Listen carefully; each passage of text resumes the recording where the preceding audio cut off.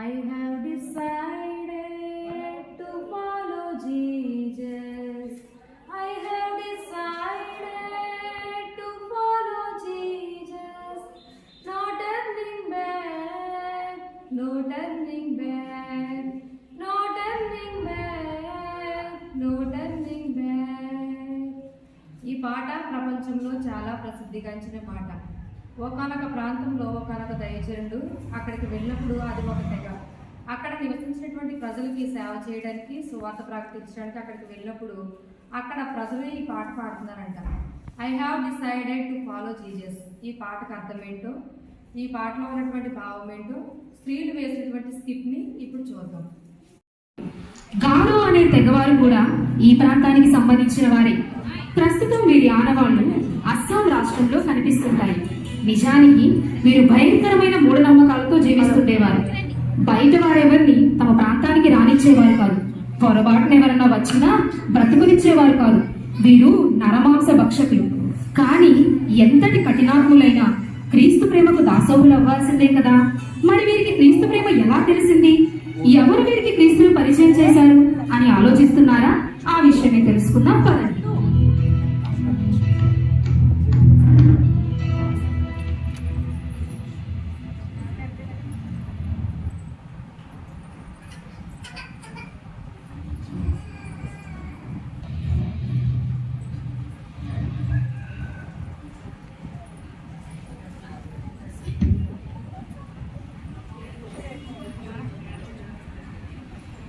ఏరా ఏంటి గూడెంలో సంగతులు? దండాలు. నేను ఎన్నది నిజమేనంటా? ఏంటి దొరా?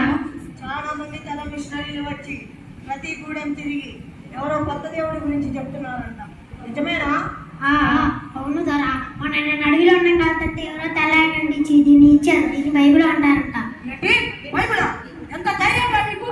దాన్ని నా చేతిలో ఇచ్చి క్షమించండి దొరా, క్షమించండి. అరే, అందరి గూడెం ధరల గురించి నాకు తెలియదు, కానీ నా గూడెంలోకి ఆ తెల్ల వాళ్ళని అస్సలు రానివ్వను.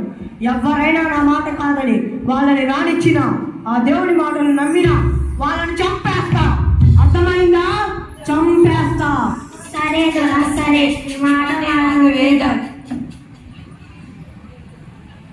ఈ విషయాన్ని తెగ నాయకుడు గూడెంలో దండోరా వేయిస్తాడు. అక్కలారా, అమ్మలారా, అయ్యలారా, అన్నలారా, ఇది గూడెం రానా తెల్ల మిషనరీలను మన గూడెంలోనికి రానివ్వకూడదు. వాళ్ళు కనపడితే మాట్లాడకూడదు. అట్లా మాట్లాడినట్టు తెలిస్తే వారిని చంపేస్తారు.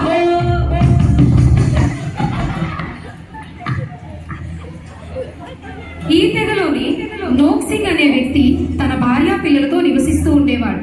వారి ఇంటిలోని సంఘటన. అయ్యో అయ్యా, వస్తున్నాను. అదండగా విన్నావా? విన్నాను. తెల్ల మిషనరీలను మన గూడెంలోనికి రానియకూడదనే కదా. అవునయ్యా, రాణిస్తే చంపేస్తారంట. దేవుని గురించే కదా చెప్తుంది. విని నమ్మాలనిపిస్తే నమ్ముతాం, లేదంటే మనం వెళ్ళిపోమని సరిపోతుంది కదా. ఎందుకు మన దగ్గర ఇంత కఠినంగా ఉన్నాడు? ఏమోనయ్యా, నువ్వు వెళ్ళి చేయాలో కొంచెం పని ఉంది కదా, వెళ్ళి చేసిరా. నేను అంతలో ఇంట్లో పని చేస్తాను. సరే, వెళ్తాను. ప్రస్తుతం ఉన్న తెగ నాయకుడి పరిపాలనా కాలం అయ్యాక తరువాత ఆ గూడెంకి దొరగా ఉండవలసింది నోక్సింగే. నోక్సింగ్ చాలా మంచి మనసు కలిగిన వాడని ఆ గూడెంలో అందరూ అతనిని గౌరవించేవారు. తన పొలంలో పని చేసుకున్న నోక్సింగ్ దగ్గరికి వేల్స్ దేశం నుండి ఒక మిషనరీ వస్తుంది. ఆ కాలంలో మిషనరీలు వారు వెళ్ళాలి అనుకుంటున్న ప్రాంతానికి సంబంధించిన భాష, కట్టుబాట్లు అన్నీ ముందే తెలుసుకొని వెళ్ళేవారు. అయ్యా, మీకు నా వందనాలు. మీరు మిషనరీనా? అవును, నేను వేల్స్ దేశం నుండి వచ్చాను. మీరు తొందరగా ఇక్కడ నుంచి వెళ్ళిపోండి. మిమ్మల్ని మా గూడెం వాళ్ళని చూస్తే చంపేస్తారు. వెళ్ళండి. చూడు, నాకు చావు అంటే భయం లేదు. నేను ఇప్పుడు చనిపోయిన మరుక్షణం నా దేవుడి వద్ద కళ్ళు తెరుస్తాను. కానీ ఒక్క క్షణం ఈ భూమి మీద బ్రతికే అవకాశం ఉన్నా ఆ దేవుడి గురించి, ఆ సత్య దేవుడి గురించి, మనల్ని నరకం నుండి తప్పించిన ఆ దేవుడి గురించి మీకు చెప్పకుండా ఉండలేను. చావంటే భయం లేదా? దేవుని దగ్గర మళ్ళీ బ్రతుకుతారా? ఏంటి మీకు చెప్తుంది? అసలు నరకం అంటే ఏంటి? మీ పేరు? నా పేరు నోక్సింగ్. నోక్సింగ్, నీవు నాకు కొంత సమయం ఇస్తే నీ ప్రశ్నలన్నిటికీ నేను సమాధానం చెప్తాను. సరే, అయితే ఇక్కడ వద్దు. ఎవరైనా చేస్తే మళ్ళీ ప్రమాదం. ప్రక్కన మా ఇల్లు, రండి వెళ్దాం. ఇదిగో పిల్లలు, అమ్మని తీసుకొని లోనికి రండి. అక్క అమ్మనంట పిలు. అమ్మ నాన్న పిలుస్తుంది. పద వెళ్దాం.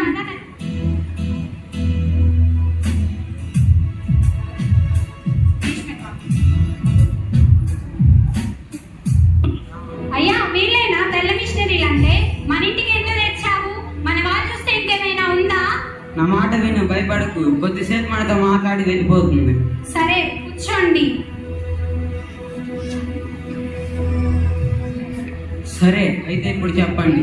చావంటే మా అందరికి ఎంతో భయం, కానీ మీరు చనిపోయినా కూడా దేవుని దగ్గర మళ్ళీ బ్రతుకుతా అంటున్నారు. ఏంటిది అది?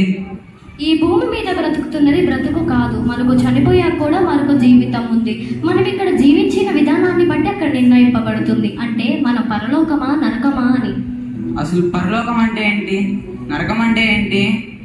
నోక్సింగ్, పరలోకం అంటే చాలా సుందరమైన ప్రదేశం. అక్కడ ఎటువంటి బాధలు ఉండవు, చాలా ఆనందంగా ఉండొచ్చు. అదే నరకం అనుకో, అమ్మో చాలా భయంకరంగా ఉంటుంది, ఎప్పుడు ఏడుపులు వినిపిస్తూనే ఉంటాయి. ఆ నరకం నుండి మనం తప్పించుకోవాలంటే ఆ యేసును ఆశ్రయించాలి. యేసుక్రీస్తుని మాత్రమే ఎందుకు ఆశ్రయించాలి? మాకు మా దేవుళ్ళు ఉన్నారుగా. మా సూర్యదేవుడు, మా అడవి తల్లి వాళ్ళు మమ్మల్ని నరకం నుండి తప్పిస్తారు కదా. లేదు, వాళ్ళు నిన్ను కాపాడలేరు. ఎందుకంటే వాళ్ళని నీ పాపం కోసం, నా పాపం కోసం ప్రాణత్యాగం చేయలేదు. కానీ యేసుక్రీస్తు మాత్రం మన పాపాల కోసం ప్రాణత్యాగం చేశారు. యేసుక్రీస్తు సెలవులో ప్రాణాలు పెడితే మా పాపాలు ఎలా పోతాయి? మీకు అర్థమయ్యేలాగా చెప్తాను, వినండి. ఒక ఊరిలో ఒక న్యాయాధికారి ఉన్నారు. తనకి ఒకగానొక కుమారుడు. తండ్రి ఇచ్చిన ఆస్తును అనుభవిస్తూ విచ్చలవిడిగా జీవిస్తున్నాడు. అలా కొనసాగుతుండగా ఒకరోజు తన కుమారుడు బయటకు వెళ్ళి వేరే వాళ్ళతో గొడవపడి వాళ్ళని భయంకరంగా కొట్టి వస్తారు. వాళ్ళు వెళ్ళి న్యాయస్థానంలో ఫిర్యాదు వేస్తారు. ఆ మరుసటి రోజు తన కుమారుడిని న్యాయస్థానంలో నుంచోబెడతారు. అప్పుడు జనాలందరూ ఆతృతగా చూస్తారు. ఏం శిక్ష తీర్పిస్తారు? కుమారుడి తండ్రి న్యాయాధికారే కదా, ఏం శిక్ష తీర్పిస్తారని జనాలందరూ ఆతృతగా చూస్తారు. అప్పుడు న్యాయాధికారి అన్ని పరిశీలించి తన కుమారుడుకు 40 కోడా దెబ్బలు శిక్షగా విధిస్తారు. దాని తర్వాత తన కుమారుడు మనసులో ఇలా తిట్టుకుంటారు. ఎందుకు నాకు శిక్ష విధించారు? నాకు ఈ శిక్ష రాకుండా చేయగలడు కదా అని తిట్టుకుంటారు. ఇంతలోనే సైనికులు వచ్చి తన కుమారుడిని శిక్ష విధించడానికి తీసుకొని వెళ్తారు. కుమారుడి వెంటే న్యాయాధికారి కూడా వెళ్తారు. అక్కడికి వెళ్ళి సైనికులతో ఇలా చెప్తారు, వద్దు, నా కొడుకుని కొట్టకండి, తనకు వేయాల్సిన శిక్షను నాకు వేయండి. అలా తండ్రి వల్లే యేసయ్య కూడా మన పాపం కోసం, మన పరలోకం రావడం కోసం సిలువలో మరణించి తిరిగి లేచాడు. మీరు చెప్పింది కొద్దిగా అర్థమైంది, కానీ ఒకటి మాత్రం నిజమమ్మా. మేము చాలా చెడ్డవారము, మేము పాపం చేసిన వారమే. మరి చెప్పు నోక్సింగ్. మేము చాలా చెడ్డవారము, అంటే మనుషుల్ని అంటే మా తెగ కాని వారిని చాలా మందిని ఈ చేతులతో బల్లాలతో చంపేశాము. మమ్మల్ని కూడా ఈ దేవుడు క్షమిస్తాడా? తప్పకుండా క్షమిస్తాడు నోక్సింగ్. నీవు ఆయన ఎదుట మోకాళ్ళు వేసి నీ తప్పులన్నీ చెప్పి క్షమించమని అడిగితే తప్పకుండా క్షమిస్తాడు. దీన్ని ప్రార్థన అంటారు. రండి మనం అందరం కలిసి ప్రార్థన చేద్దాము. యేసయ్యా మీకు స్తోత్రం. ఈ కుటుంబాన్ని దర్శించండి, ఈ కుటుంబాన్ని రక్షణలోకి నడపండి, అలాగే ఈ తెగ వారిని కూడా రక్షించండి. ఆమేన్. అక్కడి నుండి మిషనరీని త్వరగా పంపివేస్తారు. అప్పటి నుండి నోక్సింగ్ తన కుటుంబంతో కలిసి ప్రార్థిస్తూ దేవుని గురించి, బైబిల్లో ఉన్న అనేకమైన విషయాలు తెలుసుకుంటాడు.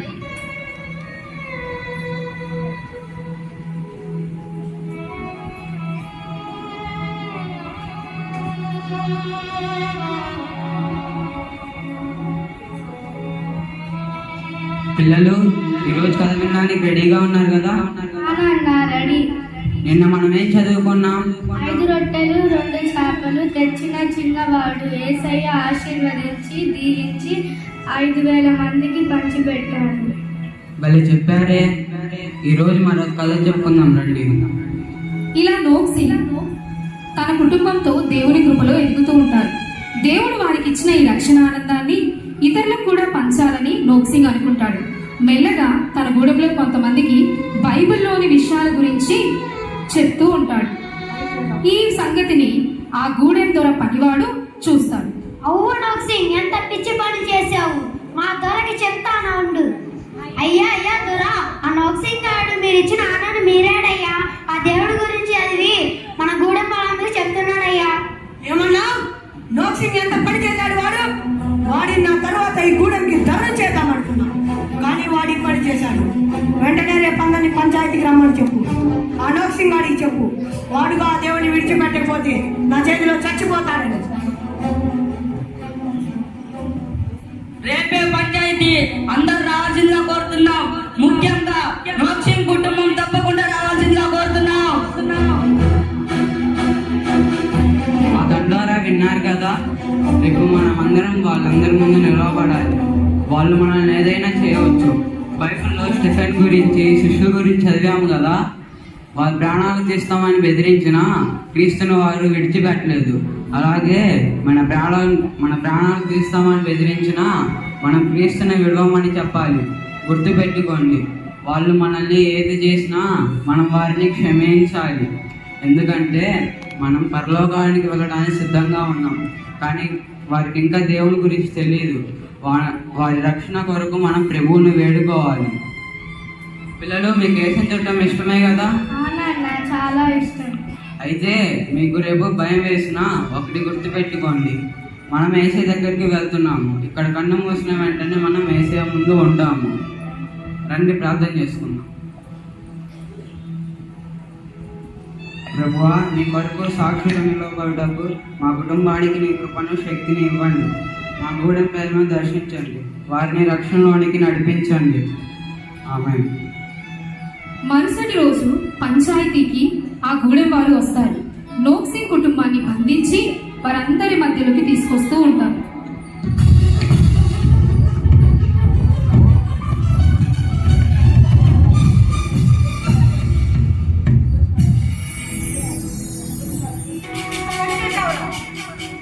నిన్ను నమ్మి మన గూడెంకి ధర్మం చేద్దామనుకుంటే మన జాతికి ద్రోహం చేశావు. ఆ సూర్యదేవుడికి, ఈ అడవి తల్లికి ద్రోహం చేశావు. మీరు కాదు, వాళ్ళు నిజమైన దేవుడు కాదు. యేసే నిజమైన దేవుడు. మన పాపాల కోసం ప్రాణాలు పెట్టి తిరిగి లేచింది ఆయనే. వాడి నోటి మీద కొట్టగా నాకే నీకు చెప్తున్నాను. మర్యాదగా దేవుడిని విడిచిపెడతానని చెప్పు. ఇదే నేను నీకు ఇస్తున్న చివరి అవకాశం, లేదంటే నాలోని రాక్షసుని చూస్తాను. ఆ పని నేను ఎప్పటికీ చేయలేము. యేసుక్రీస్తు మా నిజమైన దేవుడు. ద్రోహి, నమ్మక ద్రోహి, పిచ్చి పట్టింది నీకు. మర్యాదగా దేవుడిని విడిచిపెట్టు. లేదు, నేను అలా చెప్పను. కొట్టండి వాళ్ళని.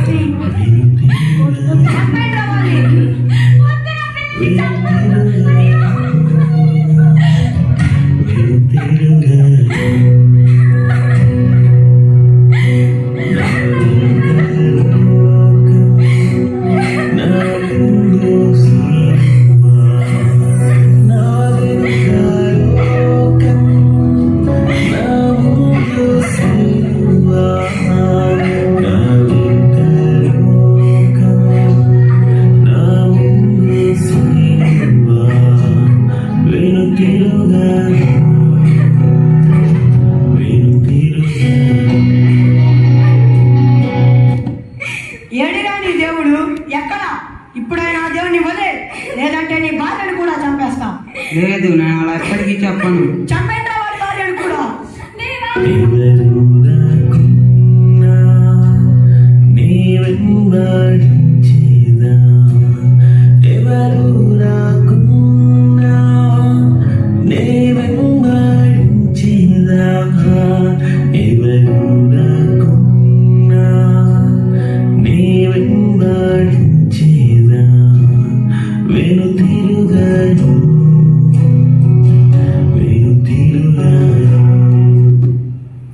ప్రభువా, వీరిని క్షమించండి, వీరిని కూడా రక్షణలోనికి నడిపించండి. క్షమాపణ అది నాక? రేణోక్సే, నేను ఈ గూడెం ధరని అందరికి క్షమాపీక్ష పెడతాను. అలాంటిది నన్ను క్షమించమని నీ దేవుడిని అడుగుతున్నావా? నా చేతిలో నుండి నీ ప్రాణాన్ని కాపాడమని అడుగురా. ఏముందిరా దేవుడిలో? నీ భార్య పిల్లల ప్రాణాలు తీసిన నీ పిచ్చి విశ్వాసాన్ని వదలవా? దేవుడు మిమ్మల్ని కూడా క్షమిస్తాడు. యేసుక్రీస్తును మీ దేవునిగా స్వీకరించండి. అపాయకరమైన అగ్నిగుండం నుండి తప్పించుకోండి. నేను నా విశ్వాసాన్ని యేసుక్రీస్తుపై నమ్మకాన్ని ఎప్పటికీ విడిచిపెట్టను. క్షమిస్తారా? అగ్నిగుండమా? ఏంట్రా నువ్వు అంటుంది? ఏంది దొరా వీళ్ళతో మాటలు? కొట్టండ్రా. యేసు నీ వెంట నాతో వస్తావా? యేసు నీ వెంట నాతో వస్తావా? వెనుతిరుగాను ఏంది దొరా వీళ్ళతో మాటలు? చంపేండ్రా. అరే ఆగండ్రా, ఎంత పని చేశారా? గూడెం తరికి జై, గూడెం తరికి జై. ఆ నోక్సిన్ కుటుంబాన్ని మీరు నాశనం చేశారు దొరా. గూడెం తరికి జై, గూడెం తరికి జై. లేదురా, ప్రాణాలు పోతున్నా ఎందుకురా? వాళ్ళు ఆ దేవుడిని విడిచిపెట్టలేదు. ఏదో ఉందిరా ఆ దేవుడిలో. మనం వాళ్ళని చంపగలిగాం కానీ వాళ్ళలోని విశ్వాసాన్ని చంపలేకపోయాం. ఏదో ఉందిరా ఆ దేవుడిలో. ఆ బైబిల్ ఇలా ఇవ్వు. గోధుమ గింజ భూమిలో పడి చావకుండిన ఎడల అది ఒంటిగానే ఉండును, అది చచ్చిన ఎడల విస్తారముగా ఫలించును. ఈ వాక్యం నెరవేర్పును మనం వీరి నలుగురి మరణం ద్వారా చూడగలిగాము. వారు చనిపోయిన తరువాత వారి విశ్వాసాన్ని చూసిన తెగ నాయకుడు మారి యేసు ప్రభువును సొంత రక్షకునిగా అంగీకరిస్తాడు. వారి తెగ అంతా కూడా రక్షణలోకి నడిపింపబడతారు. ప్రస్తుతం మీరు గారో తెగ వారి గురించి గూగుల్లో చూసినా గానీ వారి ఆరాధ్య దైవం యేసు క్రీస్తు అని వస్తుంది. అప్పటి నుండి వారి తరతరాల